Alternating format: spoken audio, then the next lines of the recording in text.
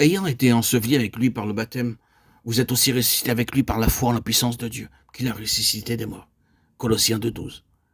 Car l'amour de Christ nous possède et nous estimons que si un seul est mort pour tous, tous sont donc morts, et qu'il est mort pour tous, afin que ceux qui vivent ne vivent plus pour eux-mêmes, mais pour celui qui est mort et ressuscité pour eux. 2 Corinthiens 5, 14, 15.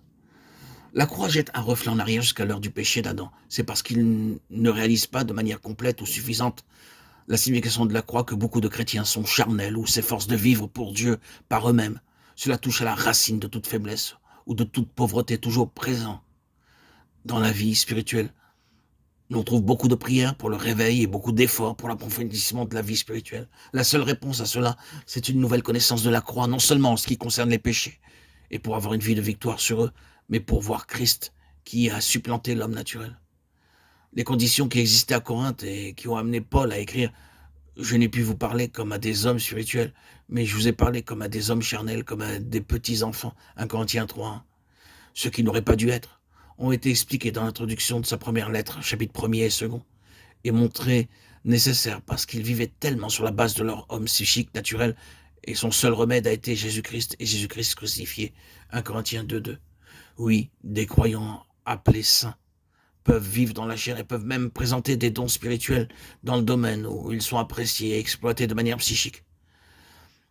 C'est ce qui doit nous rendre très sobres et très sérieux lorsque nous reconnaissons que ce qui est appelé le baptême du Saint-Esprit avec les langues et les autres dons qui l'accompagnent n'implique pas nécessairement la connaissance des choses essentielles dans la vie spirituelle.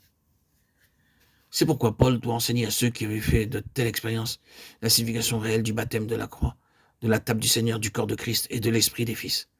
La révélation est quelque chose de plus que les dons ou les expériences. La manifestation des dons n'est pas une marque de maturité spirituelle. C'est souvent l'opposé. C'est ici qu'est le piège le plus subtil de Satan.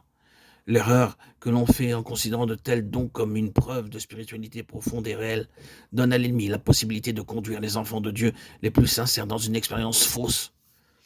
La croix profondément appliquée à l'homme naturel est la seule base sûre qui nous préserve de voir dans les choses purement psychiques une imitation apparemment merveilleuse de ce qui est spirituel.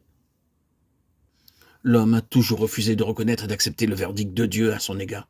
C'est pourquoi il poursuit encore aujourd'hui un chemin où il cherche à manifester une expression, une réalisation de lui-même. Dès le commencement, alors même que la voix de Dieu avait été si définitivement établie dans le sacrifice d'Abel, l'homme continue son propre chemin. Il cherche à construire un monde, à créer une civilisation et à constituer un royaume. Babel ou Babylone sera son nom. C'est l'expression et le monument de la puissance du pouvoir, de la gloire de l'homme. Faisons-nous un nom. Genèse 11.4. Ainsi l'homme s'enorgueillit, se développe et il s'impose, en oubliant Dieu, en l'arrachant de son cœur et en vivant selon les principes de l'âme et non de l'esprit.